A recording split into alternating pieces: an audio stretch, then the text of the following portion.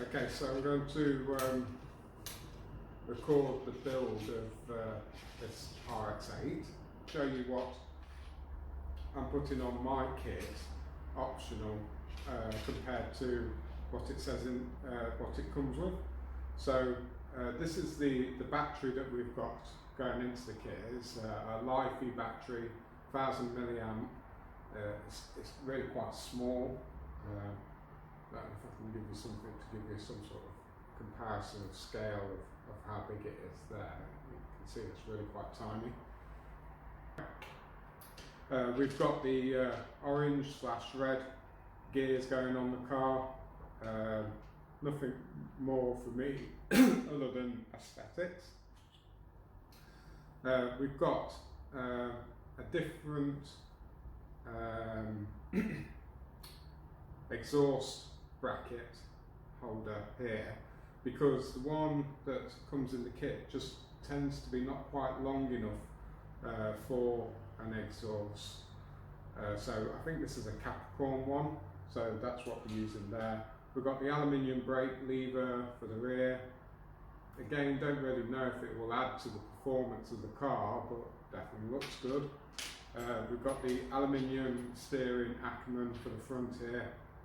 This, I do think there's an advantage in running this. It's just, it feels a bit more precise when you set in the different positions you can have on the steering arm here. And it just feels a bit more solid than the plastic one. I think you would get a better sensation for the car with that. So I think out of all the things that we've got here, this is a definite. And then the other thing that we've got here is the aero disc for the front wheels. Only for the front wheels, not for the rear wheels. Again, I think there is a benefit in running these, so I would recommend buying them. In the UK, we're running on the front of the car the 2.4 anti-roll bar. Again, I think there is a benefit here. The driver did report a noticeable difference from running this to the standard kit anti-roll bar, so I think for in the UK it's definitely an advantage having that. And then the last thing that I'm putting on here that's not in the kit is these pins for the wheels. They go through the axle, and these are just, I've had them for years. I've put them in every kit that I've ever had. I think they were Kyosho's originally, and it's just because they've got like a little slot. I don't know if you're able to see that, but they've got a little slot cut out in them. So when you're putting them in, you don't have to kind of eyeball to see whether this is sitting central or not. Just as you tighten it up, it will just automatically align itself centrally because of that little groove. So I've just always put them in because I just find it just so much easier. The other thing that I've got here for whilst building a kit is some one-way bearing oil. We've got two one-ways in an 8th car, one on the 2-speed and one on the front one-way, so vital bit of kit. You do need that for 8th racing. Next thing I've got is some grease that I put on the axles. There's not a lot left there, but you don't need a lot. And this is actually like a chain wax that I make by spraying the can into a cup, and then it turns solid over a period of time when I pop it in that.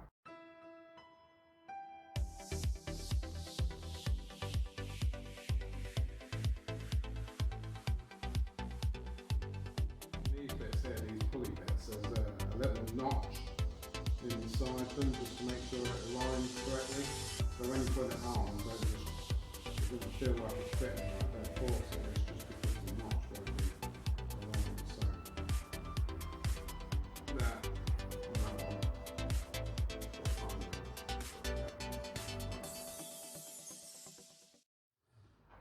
This is the front one-way. I don't know if it says in the instructions. So yeah, it does. It says add one-way oil.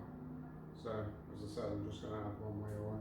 One-way oil, you literally don't have to go crazy with it either. You just want just a small smear of it there. Just pop the cups in and just give it a bit of a spin just to help lubricate all the areas.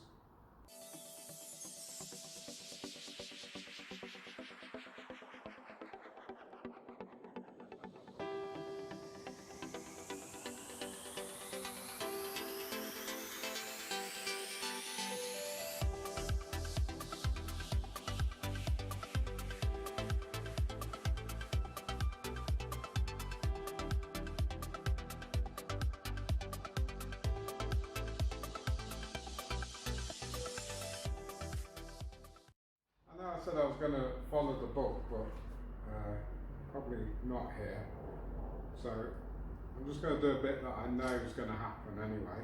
So these bits go in here, and this is where you use this tool. And like I say, it's dead good because it just fits perfectly in there, and then you can put it into here. And I mean, you may not know this because I was taught this by someone, but if you're putting a thread into something and you want to prevent it from cross-threading and make sure it goes in correctly, the way that you do it is you put the two bits together and you turn it backwards until you feel it drop, and then when you feel it drop, there, I just felt it drop, so there I know that that's where the thread starts. My good friend Daniel Bancroft taught me that. Not one of the things that my father taught me, strangely enough, which most of my stuff that I know is from him. And again, all I do when I'm doing these balls is I just want it to drop on its own free will and just not have hardly any play. I just think that's pretty logical, isn't it? So that's what I do. So I'll do exactly the same for all of them. I spent years trying to put these things in different kits, and I didn't know that trick. And the amount of times, because the plastics used to be a lot weaker than what we got now, and the amount of times I've had them cross-threaded and going in at stupid angles just drives me insane. So just turn it until you feel it click. There. And then just start tightening it up. Simple as that. And this tool's worth its weight in gold for doing this bit, it just makes it so easy. So, another one done.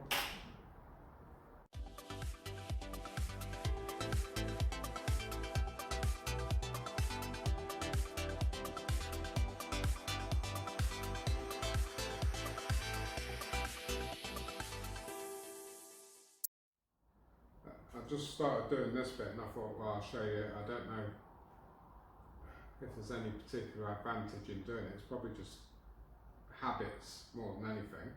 But this grub screw that I'm going to put in, it's going to end up on this, the exposed bit's going to end up on this side of the plastic. So I put my screwdriver through the hole that it's going to rest in and put the grub screw on the end and then undo it into position, if that makes sense. And I do this quite often on the grub screw bits, just because I think it ends up leaving this bit flusher because it's not where you're attacking it in, and I like to be able to, like this one here, I can see that it's absolutely bang on flush with the top of the bit of plastic here. So I'm just going to do exactly the same here with this, and I can see it as it comes through that it's again just absolutely flush with the plastic, and it's not raised or jagged because I went in the opposite direction. And as I said in my other video, I'm making sure that both of these grub screws are aligned with the spanner so that I can see the flat bit of the spanner pointing towards me. So I know that when I put it on the car, if I turn this one 2 times to get the droop on the car, then I'll do exactly the same on this side, turn it 2 times. So I know at the moment they're both so when I'm building a kit, the bit that I forgot to say at the beginning that I need other than one way and a bit of grease is thread lock. I use thread lock when I'm building a car. Not everybody does, but I always think if you've got alloy going onto alloy, that it's the safest thing to do. And when you're using thread lock, literally it's again, it's just like the one way, it's just the tiniest amount of thread lock that I'm putting on that point there. You really don't need a lot. It's just something just to kind of etch the surface, just give the thread something to tap to. So you just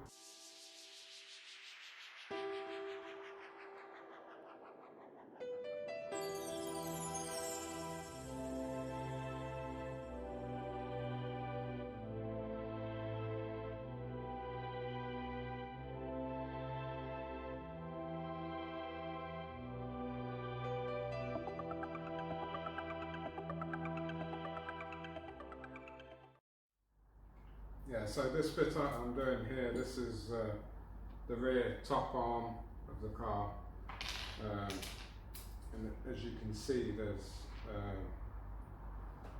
this bit of metal that goes in between the plastic there and the ball carrier at the other end that will sit on top of the upright.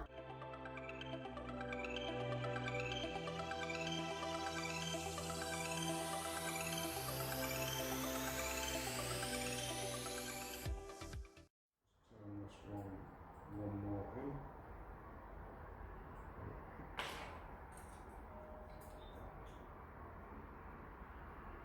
Yeah, 35.4.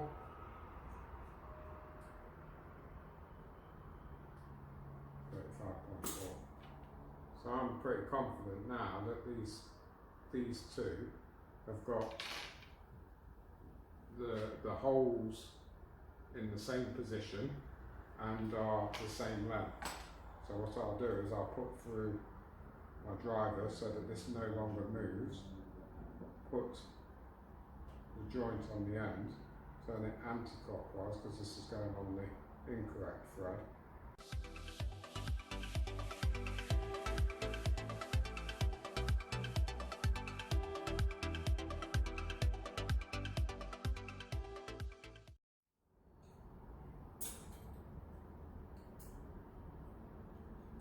Tighten it up one full turn.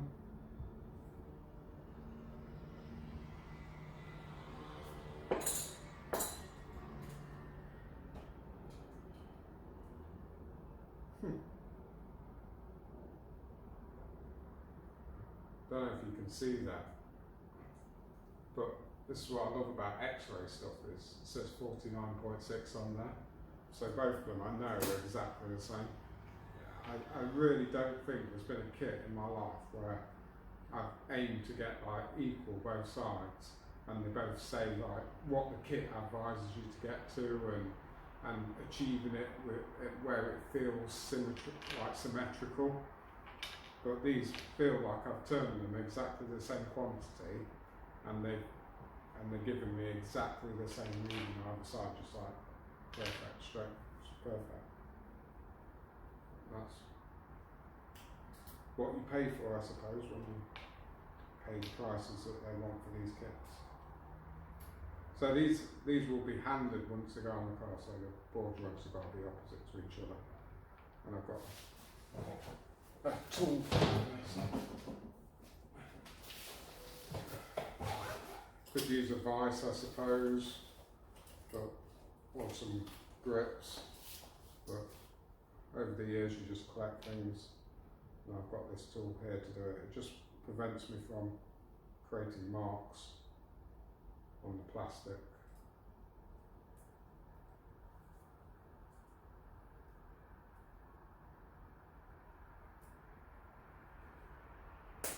And that the funny thing is though, that's literally all I do with this tool, is just use this to put ball joints into plastics when I first build a brand new kit.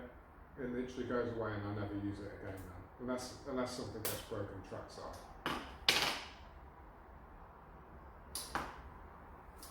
So you could argue that it's quite an elaborate gift or an elaborate tool to use really, but it serves a purpose and it does the job well, so might as well have it in my arsenal, so there's something that I do to get the pin through here, because it's not always easy. I just make sure that the spring is sitting in its little locating slot on the alloy there. Most of the time they've normally got a little locating slot for the spring on the alloy lever. and then you just put it down. I just put the 2mm through and just push it all the way through to the thicker part of the shaft, and then like I can see that that's still moving freely, so I know it's not binding, and now I know that hole is in mine now, so I can get my pin and put it in here, and it will just go straight through now. I'm just going to pull it back out a little bit from the pliers. So I can see where that little groove is that I mentioned at the beginning. I'm just going to put it back in now, so I know that groove is in the right place. 1.5, tighten it up. Solid. I didn't even have to look at it, just, like I said, just bang in the centre, because it's got that little groove. More for if you can make your life a little bit easier, just get it done.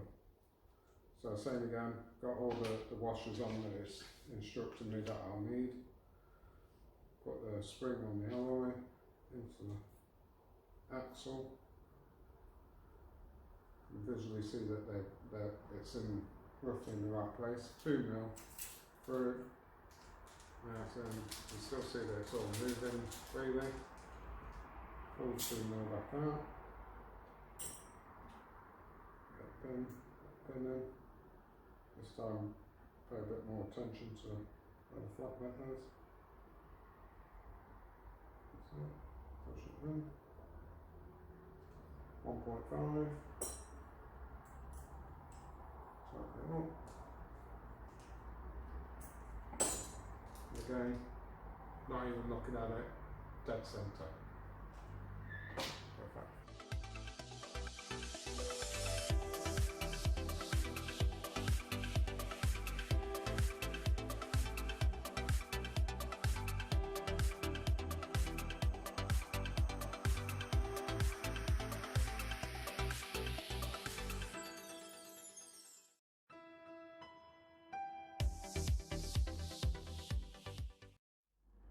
Right, okay, before I continue with the bit that I'm just about to do, because I've got to glue this brake pad to this bit of metal, all I'm going to do is just agitate the area of the metal a little bit, just to help the glue have something to fix to.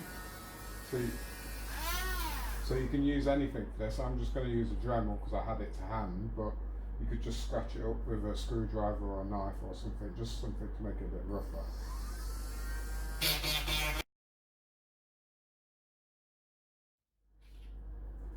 So I don't know if you can see that now.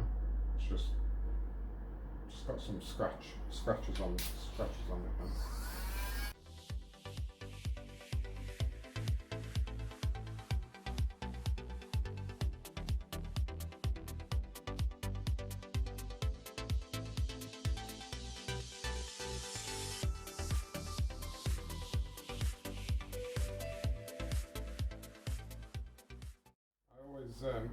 Do this to my belts is that I always spray polish on it, just because I've just always done it, and there's like a Teflon coating in some of these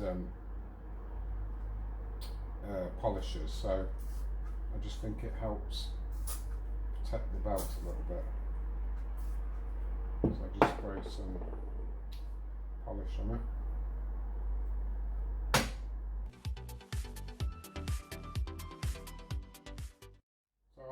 On my rear belt, because the rear belt has quite a lot of purchase area, I'm quite comfortable running this one quite slack. So I've put this adjuster here, one off the slackest point that you can have on the belt. So I'll just put it one off, so that's 2 points off centre.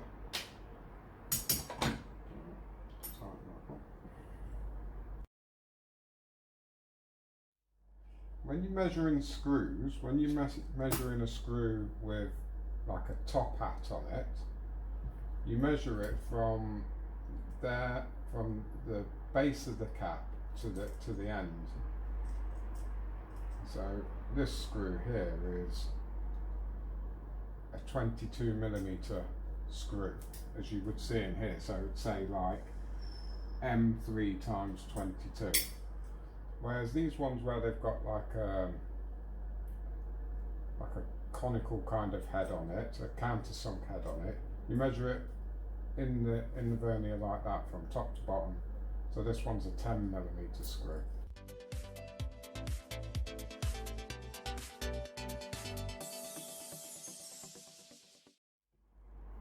When you build this rear suspension wishbone holder here, the screws do protrude out the back. Don't worry about that, you've not done anything wrong. They're guides for the rear graphite mounting post that will go on, so when this goes on, they're guiding holes for that.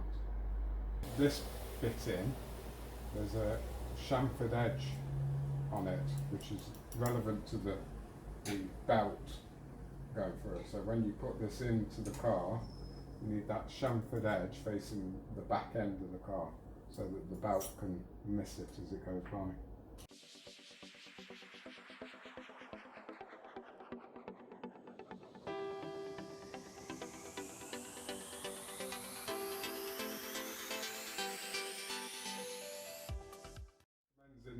In the book, reaming the plastics out, but as you can see, the plastics are free. There's no need. They're always free. The plastics are just really well made. So even if you're having to change up track side, you know that you're going to have no troubles with having to ream out the bits where the pins go through. So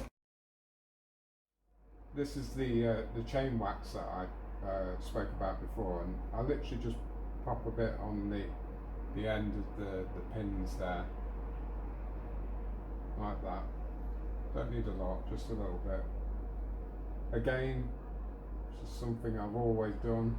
I don't seem to get through kingpins, like the kingpins that live inside these drive shafts. You can tap them out and replace them. I've literally never ever done that in my RC career.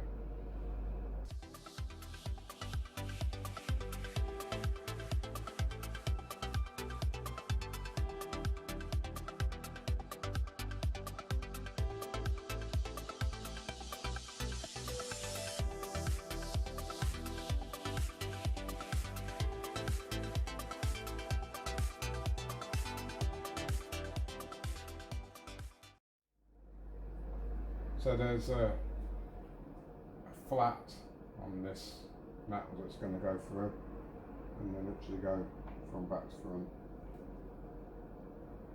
So I'll put that wishbone right, push that in. So I know that flat bit should be in line. Tighten it up.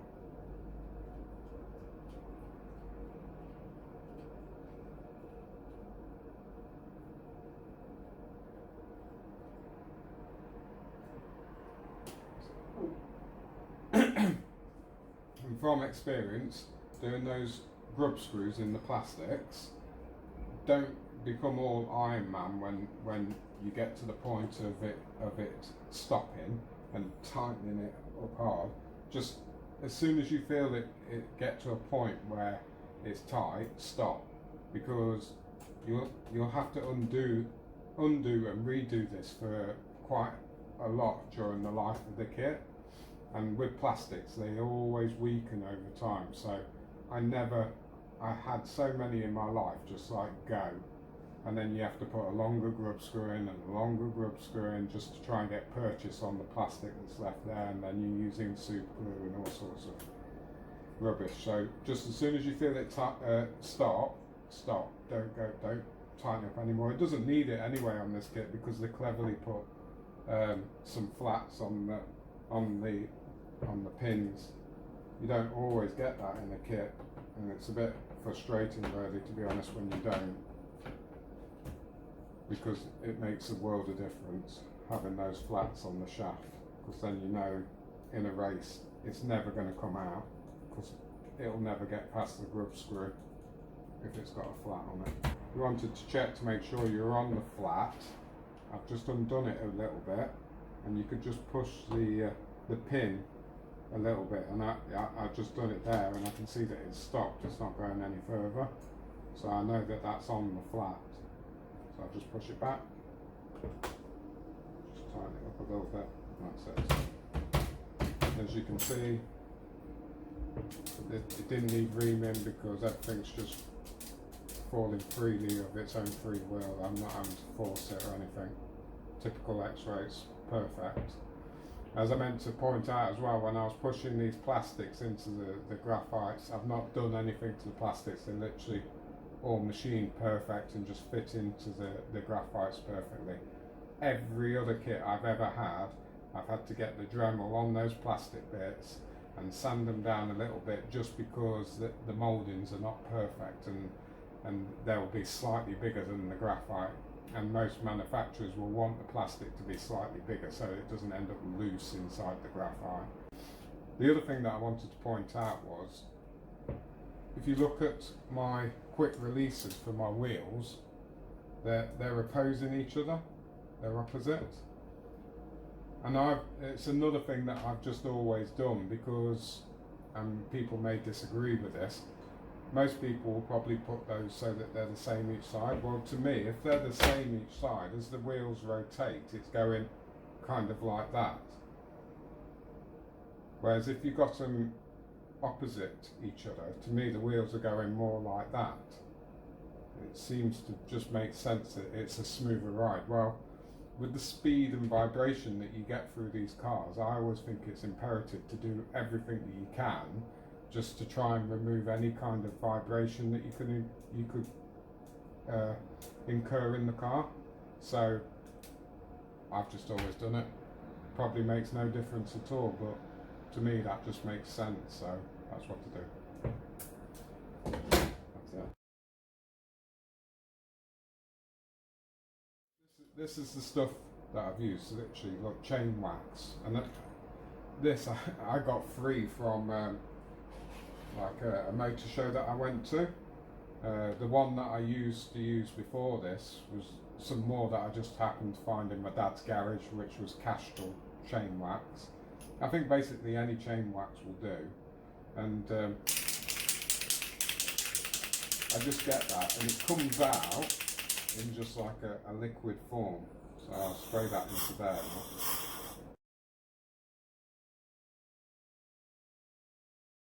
That'll do, I think. Until next time.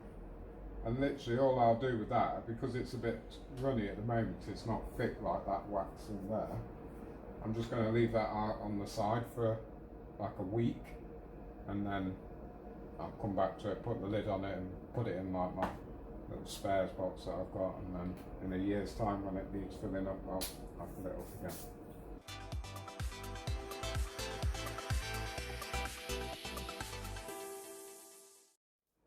So for doing this brake here, it's got a measurement in the book from the aluminium to the nut.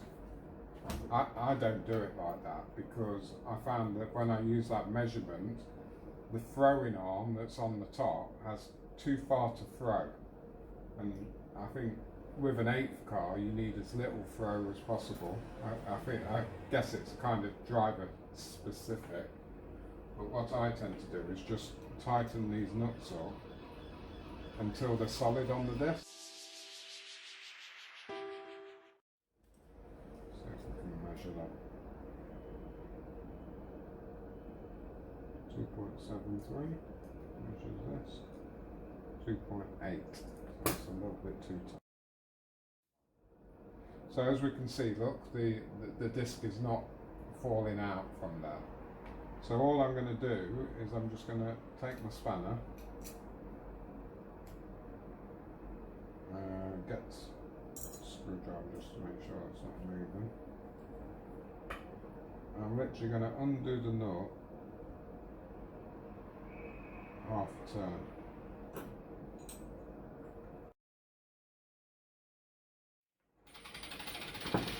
And as you can see, that the disc has fallen out. So to me that's the ideal, because as soon as a bit of pressure will be applied, it will instantly start to adhere to the brake. So that's where I'm going to leave it. I think I might just.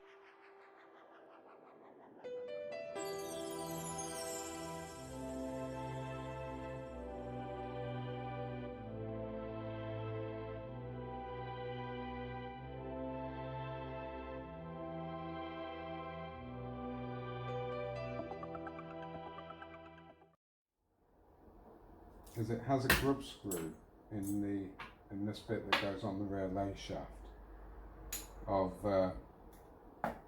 M4 times 5mm, which means that you use the 2mm driver to tighten that up. And I don't know why, but in the majority of new kits that I've built, the first time you go out with it and you build this lay shaft, even if you use thread lock on here, for some reason they tend to slip on this rear lay shaft, and then you'll end up with like a little burr where the flat is. Not surprised with the amount of torque that's going through the car, but I had one car once that had, it must be like an M5 grub screw in there by 5mm, which means that you use the 2.5mm driver, and that was just brilliant because you could really apply some pressure to it as you were tightening it up, and it never ever slipped on me. And like if they do it for weight or just because, I don't know why they put this one in, but I think every manufacturer should move to be putting a bigger grub screw in this pulley here.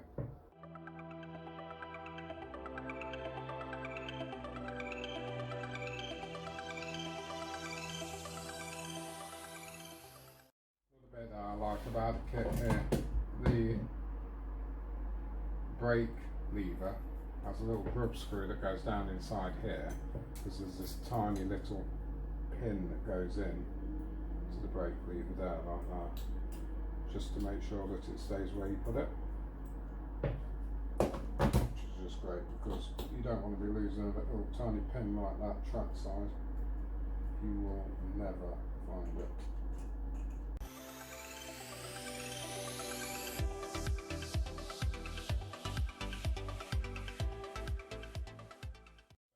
Shows you the different options that you can have for the setting at the back, and we've run this as well,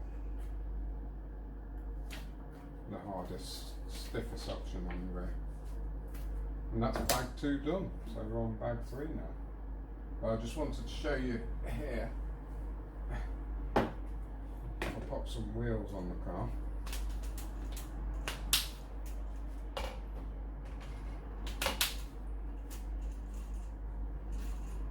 That's what the car looks like just with the initial build. So that's what the belt is like. I don't know if you can see that. But just even with the initial build now, you can see everything's a mile out, but you can just see how free that is already. And that will just get better and better through running. I mean, those bearings will be packed full of grease at this time. Nothing's really aligned here yet, but just as always, to me, that's just a sign that everything on this car is lined as it's meant to be. So this shaft here isn't binding in any angle there. That's not binding. Lots of little things that you know from years and years of building a car, that the majority of new cars, when you build them, just won't feel like that when you build them.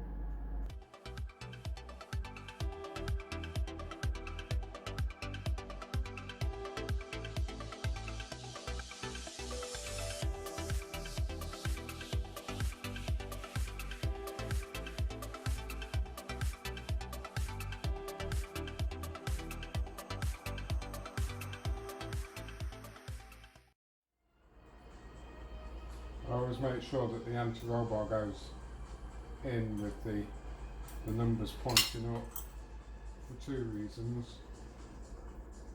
One, so that you can see what size anti-roll bar you've got in the car, and 2, so that you can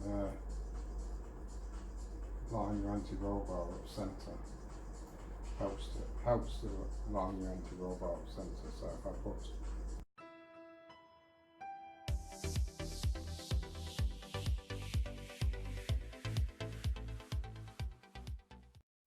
from what I remember, you don't have to do anything to this. Quite often with the lining brackets on the rear, because there's a a risk of it binding on this carbon fibre as it goes up and down, or just because things are not quite right, you often have to shim in between this bracket and the lining plate just to be able to give yourself clearance so that things will go up and down freely. But I'm sure with the Xray that wasn't the case.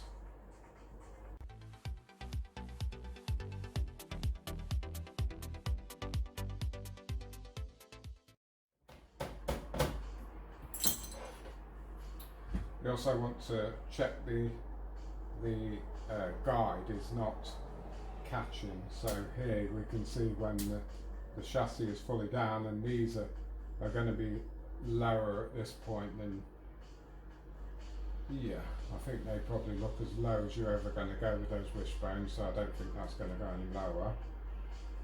It's definitely never going to go any as high as that whilst it's out on the track, and particularly once the shockers are attached to the car. So this guide is fine, it's not getting restricted by the guide.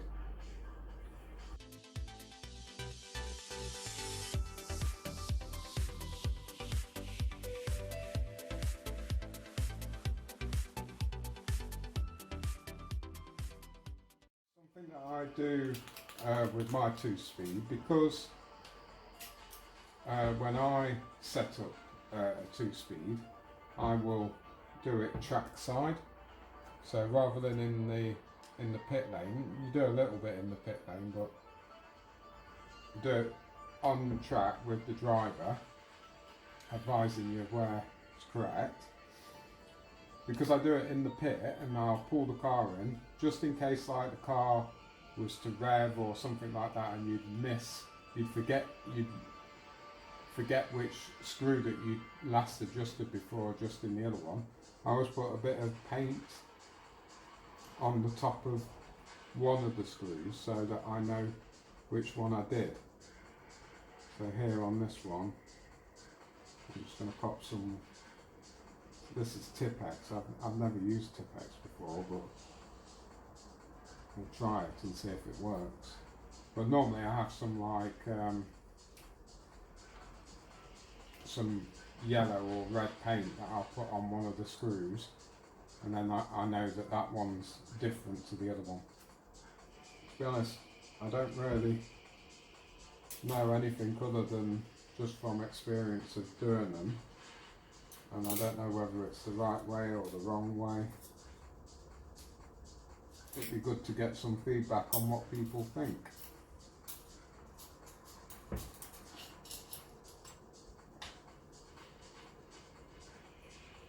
So first thing I would do is I'd get some brake cleaner and put some brake cleaner on there. Now these have come straight from the factory, so they're brand new, but there's a chance that from the milling machine that there's a bit of oil on here, and I don't want to get heat it contaminated into the shoes. You can see that a bit of dirt has come off there, look. So this is the point where I always wish I had an old 2-speed to look at, but I never do. So here it looks like the orientation of the clutch shoes is, which is important, is this way to that way. So that is there. Oh, the other thing that I always check as well is just check for any like little burring around here that could get caught inside the carrier. Doesn't appear to be anything.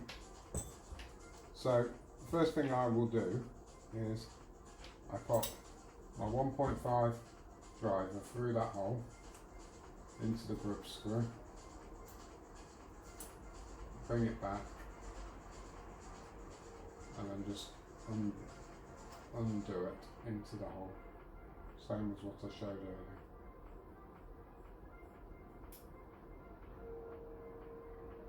You can see that's going in straight. I don't want to come all the way out, I just want to come just below the surface, but by doing that you should see that there's no lip on there now. If you'd gone in from that direction, you'd have a bit of a lip.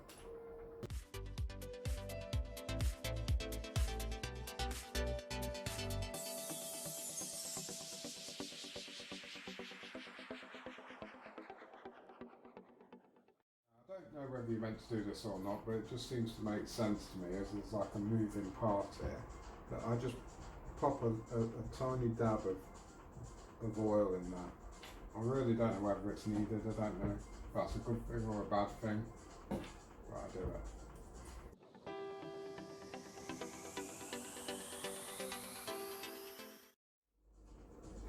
Right, so what I do is I will just screw all the way down with these.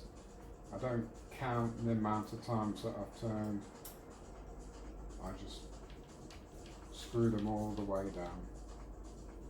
I don't measure them, and just keep going all the way until they stop. So that one's stopped.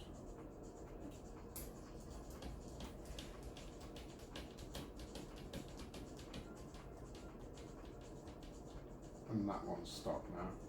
And then once I've got them to a stop point, I put my driver in, and I want that flat to be like flat with that as well, which it's not.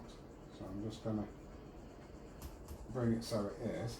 And now I'm going to do 2.5 turns out, which is just like the way that I've started every 2-speed in all my life. Don't know if it's right, don't know if it's wrong. It's never right. When I get to the track, I always have to adjust it. So that's 1 turn, that's 2 turns, that's half a turn. See how it says hoodie there now? 2.5 turns. So if we go to this side, that flat's already level. Just do exactly the same. 1 turn, 2 turns, 2.5 turns.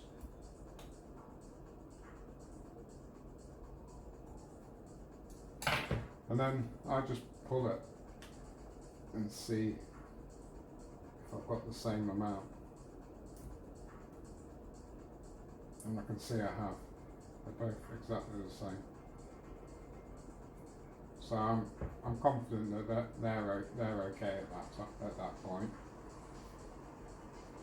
So I can hear that those balls are moving about a bit in there, and this is very loose. So what I'm going to do is I'm going to, because they both look, oh no they don't, let's get them so they're both equal, I think.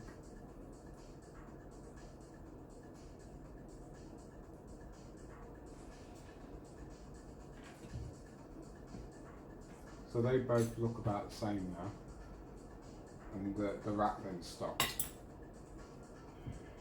There's a little tiny gap in between them, in both of them.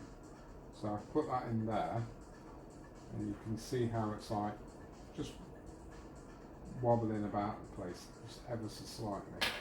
I'm literally going to give this like 1/6 of a turn.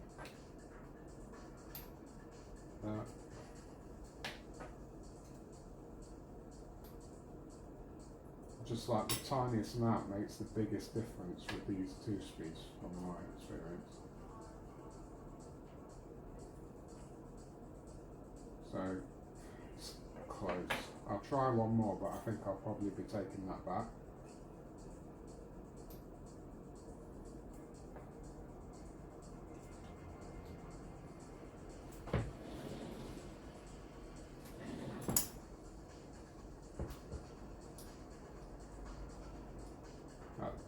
Definitely not getting any better than that.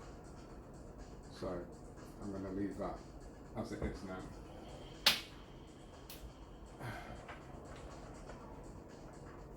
Yeah.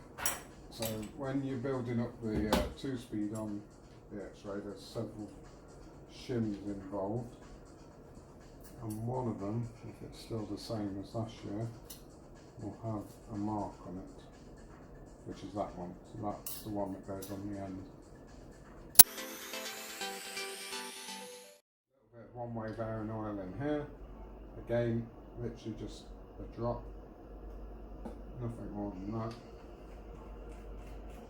Just give it a few spins, just try and get that oil bedded in. And then it will be the washer with a little silver marking on it, that goes on the end.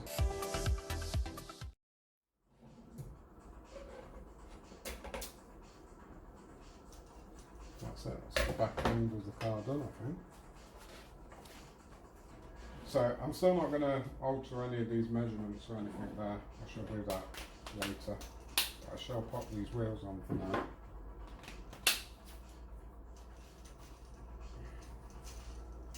And just see that everything's fine, nothing's catching. Happy with that. Thought I would show you this from the other video, the wax that I created. It's now all hard in there now, it's not liquid at all, so I'm just going to put that away.